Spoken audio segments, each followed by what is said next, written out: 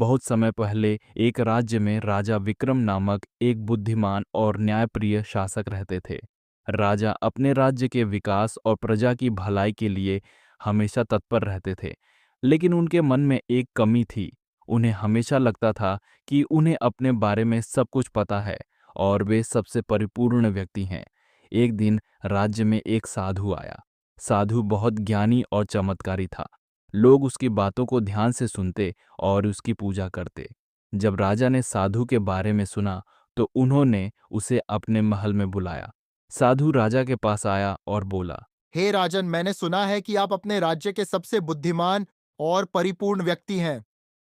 राजा ने गर्व से कहा, हाँ, साधु महाराज, मैं अपनी हर कमी को जानता हूँ और उसे सुधारने की कोशिश करता हूँ।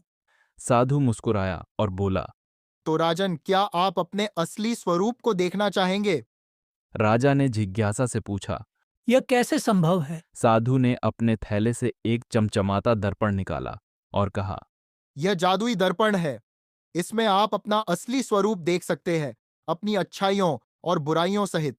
राजा ने उत्सुकता से दर्पण को देखा, लेकिन जैसे ही उन्होंने उसमें अपनी छवि देखी, वे चौंक गए।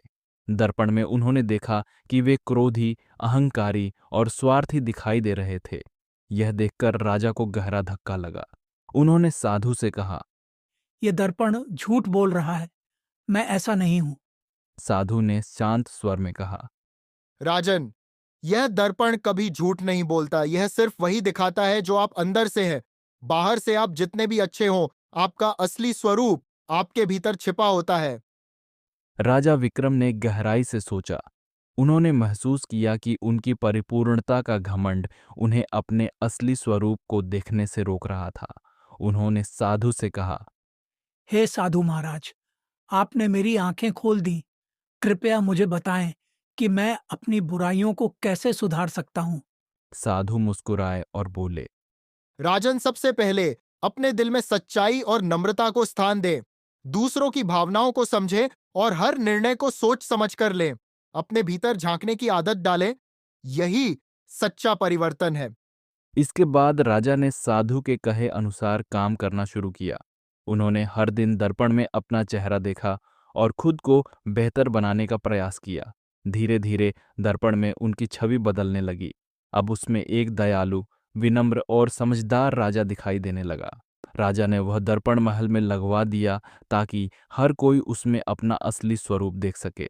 यह दर्पण लोगों को अपनी अच्छाइयों और बुराइयों को पहचानने और सुधारने की प्रेरणा देता था। मोरल: अपने भीतर झांकने की आदत डालें और अपने गुणों तथा दोषों को पहचानें। सच्चा परिवर्तन आत्मविश्लेषण से ही संभव है।